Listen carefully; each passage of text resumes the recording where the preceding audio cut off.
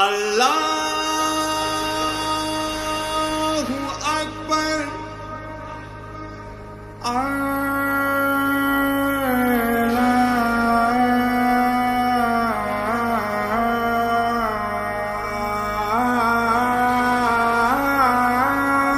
अकबर।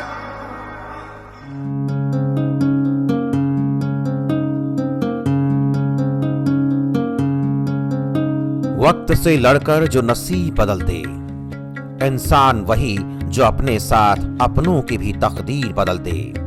कल क्या होगा कभी मत सोचो, क्या पता कल वक्त खुद अपनी तस्वीर बदल दे।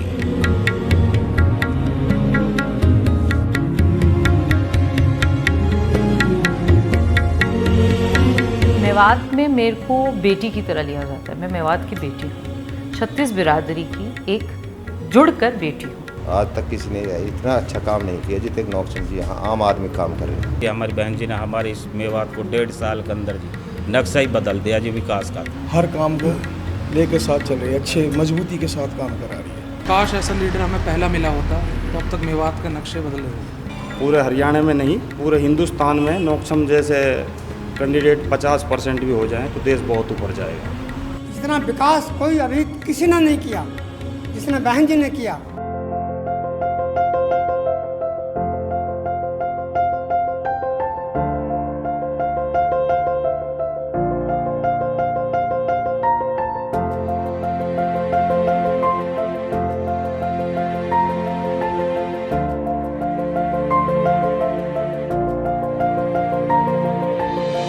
सियासत में हम जैसे एक आम आदमी ने, आम परिवारों से आने वालों ने कभी नहीं सोचा था कि राजनीति का भी एक सफ़र हो सकता है। हमने सफ़र सोचे थे कि आप ज़िंदगी में तालीम लें, इल्म लें, अच्छी अपनी एक रोज़मर्रा के जो हिसाब किताब होते हैं उसमें उलझे हुए थे। तो राजनीति का जो सफ़र है वो बेइंतहा के रूप से एक ऐसा सफ़र है जिसको मैं आज ये बयां कर सकती हूँ कि जिसने हमारे जैसों की ज़िंदगी बदल दी, हमें हौसला दिया है कि हम आगे बढ़ें, आगे लोगों में आज लोगों के साथ जुड़ने का मौका मिला है। पहले अपने साथ जुड़े थे, खुद परस्त थे, अपना आज के दिन अपना सब कुछ सोच रहे थे कि अपना ज़िंदगी में अपनी सफलता कैसे हो जाए, उस पर फोकस कर रहे थे। आज कुछ ऐसे समय के बाद मौका मिला है जहाँ पे लोगों के साथ जुड़ने का मौका मिला है। मेवात मेरे वालिद साहब की ताल्लुकात मेवात से है। जहाँ हम इस वक्त बैठे हैं वहाँ से 500 मीटर दूर मेरा अपना पैतृक गांव है। मैं इसमें कोई शक नहीं है कि मेवात नीति आयोग के तहत सबसे पिछड़ा इलाका है पूरे हिंदुस्तान का।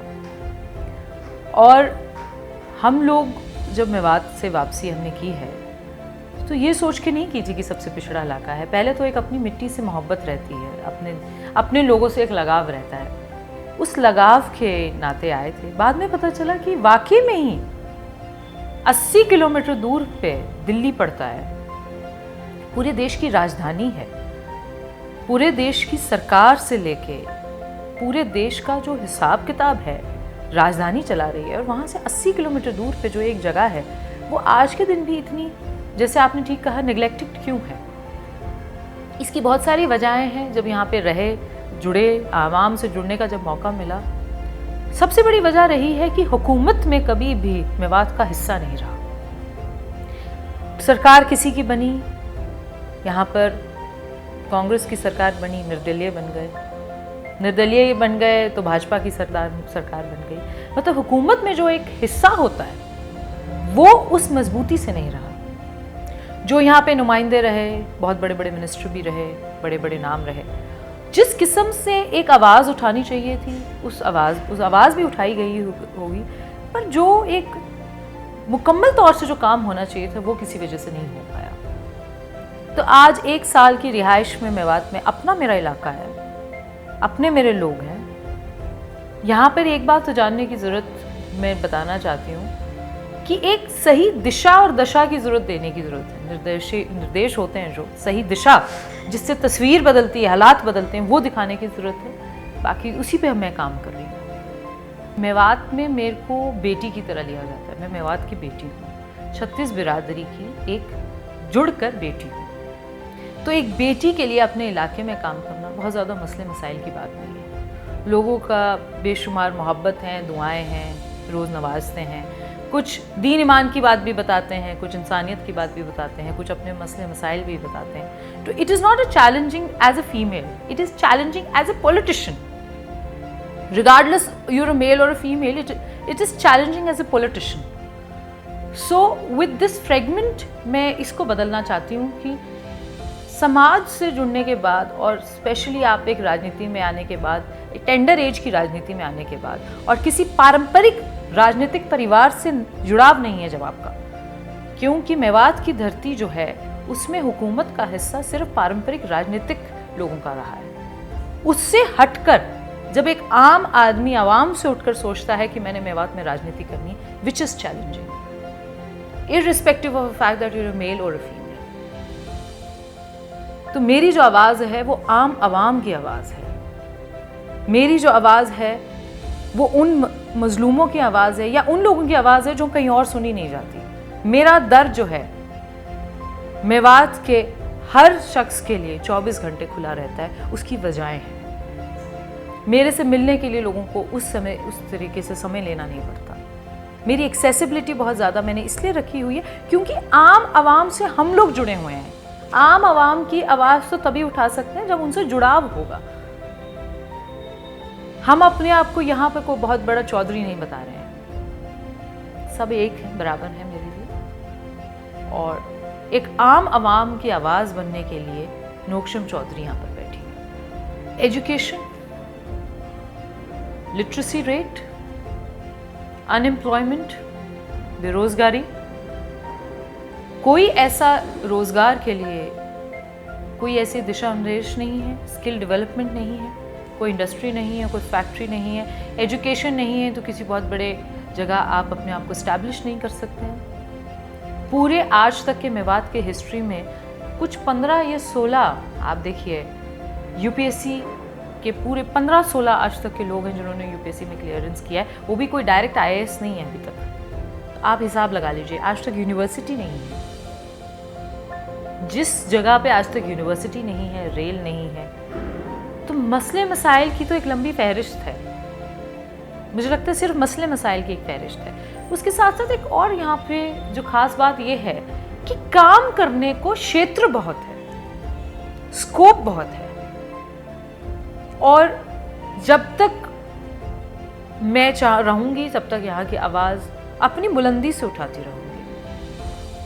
कोई मजहबी तौर से बहुत ज़्यादा रिजिडनेस नहीं है, बहुत प्रेम मोहब्बत से रहने वाले, आपसी भाईचारे से रहने वाले लोग हैं। कोई ऐसा नहीं है जबकि ये आदमी सोचे कि मुस्लिम बहुमूल्य क्षेत्र होने के बावजूद भी कोई ऐसा आदमी को नहीं लगता कि यहाँ पे भाईचारा नहीं है, मोहब्बत नहीं है, आपसी लगाव नहीं है, या संस्कृति या तहजीब में, अदब में कहीं कमी है। बल्कि पूरे हरियाणा में अगर किसी का बहुत खुले दिल से इस्तकबाल होता है तो वो एक मेवात इलाका है। पूरे मेवात में कहीं अदब और तहजीब की कमी नहीं है तो वो मेवात इलाका है। पूरे हरियाणा में अगर कहीं आपको लगे कि रेप जो है सिर्फ 1% है, वो मेवात है। तो मुझे जहाँ तक लगता है बहुत ऐसे क्षेत्र भी हैं जहाँ पे काम कर सकते हैं। आपसी काम करने का बहुत बड़ा खुला मैदान है, दिल खोल कर आप काम कीजिए, काम करने की बड़ी खुला मैदान है। ये जो जब से बहन जी इधर आई है मेवात के अंदर, भाजपा से दूरियां थी, अब भाजपा से बहुत नज़दीकियाँ हो चुकी है हर आदमी, आम आदमी की। और नौकशम चौधरी से हमारी बहन जी है, वो बेटी भी है, इसका पूरा साथ देता है हर आदमी। आम आदमी जो दूसरी पार्टी से जुड़े हुए थे वो भी बहन जी के साथ जुड़कर मजबूती के साथ जुड़ रहे हैं, अच्छा काम कर रही है। बहुत सारे काम हैं, जैसे विकास, रोड का काम, जो पानी का काम, बिजली का काम, हर काम को लेकर साथ चल रही है, अच्छे मजबूती के साथ काम करा रही है। सब काम कर रही है, विकास करवा रही है सारे तहसील में, 9 ज़िले में, पूरी फिरोजपुर तहसील में सब जगह अच्छे काम कर रही है। ये सही काम कर रही है जी बहन जी हमारी जी नौकशम चौधरी। बिजली है, पानी है, हर प्रकार की चीज़ों में भाग लेते हैं जी, बहुत प्यार से सारे काम करते हैं जी, हर व्यक्ति को साथ में जोड़ के चलते हैं जी। और इतना बढ़िया काम करा आज तक किसी लीडर ने तो आज तक किया नहीं जी, जो हमारी बहन जी ने नौक्षम चौधरी ने विकास किया जी अब तक, और इससे हमें उम्मीद बहुत ज़्यादा है जी, इससे भी ज़्यादा और सहयोग मिलेगा जी मेवात के अंदर जी। अब हमारे लिए जी ऊपर वाले की तरफ से हमारी बहन जी एक हमारे पास में आई है जी। हमारी बहन जी ने हमारे इस मेवात को 1.5 साल के अंदर जी नक्शा ही बदल दिया जी विकास का। तो इतना बढ़िया काम कर रही है, बहुत बढ़िया जी।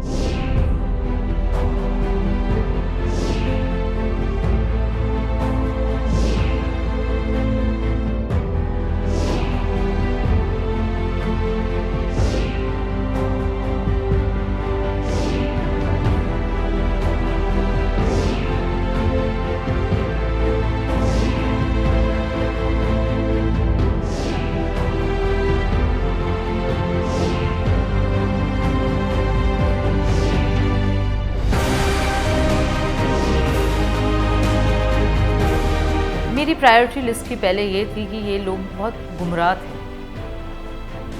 जो एक झूठे मुकदमे होते हैं वो उसका एक बहुत लंबा यहाँ पर कार्यक्रम चल रहा था, जिसको 60% मैंने कम किया है।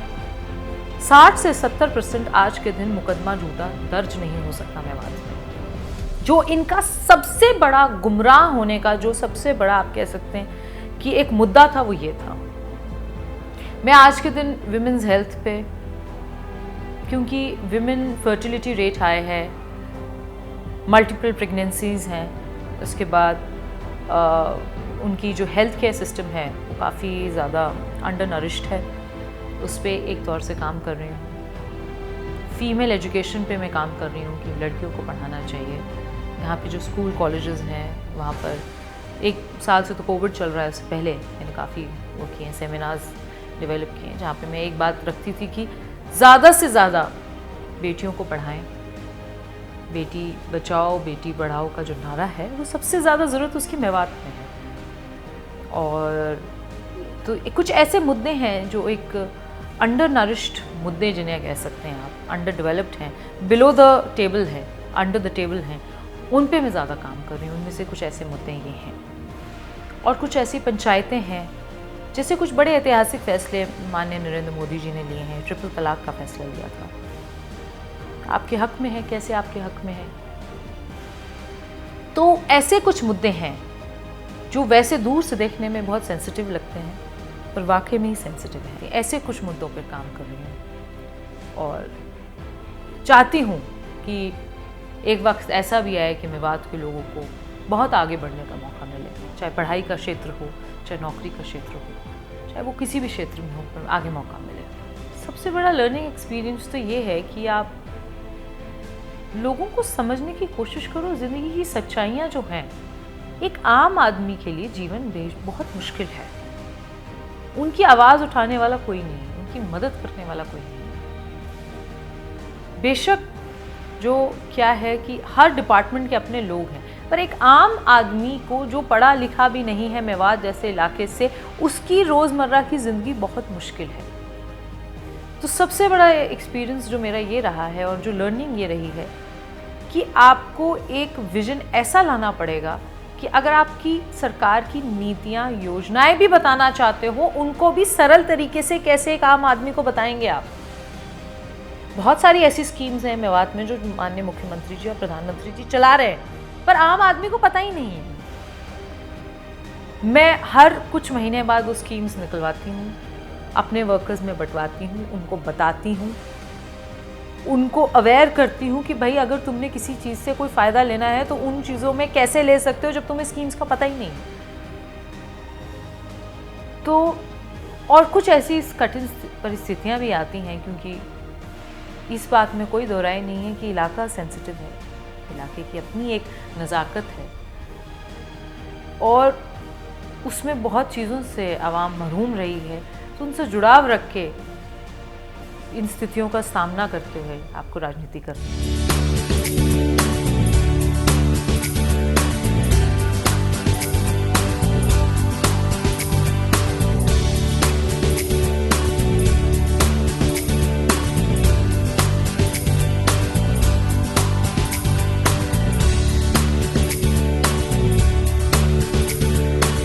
जैसे कि आपने कहा कि ग्रामीण क्षेत्र है, काम करने को पंचायतों से लेके तरह तरह की स्कीम से लेके अब एक ऐसा एस्पिरेशन डिस्ट्रिक्ट है जहाँ पर जो डिप्टी कमिश्नर भी हैं वो भी डायरेक्ट आईएएस लगता है। Superintendent of the police has to be a direct IPS. So the reasons behind all this is that it's a strictly rural area which is minority based, underdeveloped, and has not been focused to a level where we consider it as a developed area. तो rural areas की जो rural development में जो है सबसे basic वही है, पानी की सबसे बड़ी समस्या है। पानी जो है वो सलाइन है, खारा पानी है, और पानी पीने के लिए क्या फसलों के लिए पानी नहीं है। जहाँ पे फसल के लिए भी पानी ना हो वहाँ पे आप क्या सोच सकते हैं कि एग्रेरियन स्टेट में कैसे ये तरक्की करेंगे। तो पानी का जो मसला है मैं उस पर बहुत ज़ोर तौर से काम कर रही हूँ। कुछ ऐसे बाईपास यहाँ पे निकले हैं, माननीय मुख्यमंत्री जी ने बाईपास दिए हैं, जिनसे इस शहर जो ग्रामीण क्षेत्र से जुड़े जो छोटे बड़े हलके हैं उनका विकास होगा तो आसपास लगती पंचायती ज़मीनों का विकास होगा, ज़मीनों का विकास होगा तो पंचायत से जुड़े जो लोग हैं उनका विकास होगा, तो रूरल डेवलपमेंट तो अपने आप होगा। कुछ ऐसे हिस्से हैं जहाँ पर यहाँ पर काम करने की बहुत ज़रूरत है, जिन पे काम भी हो रहा है। जब मैंने चुनाव लड़ा तो मेरे साथ 66 में से 35 मौजूदा सरपंच मौजूद थे मेरे साथ जिन्होंने चुनाव लड़ाया। उसमें से बहुत यंग जो युवा होते हैं, युवा सरपंच बहुत मैंने देखे। यहाँ पे ब्लॉक समिति के चेयरमैन युवा हैं, मेरे साथ कुछ 8-10 युवा सरपंच थे।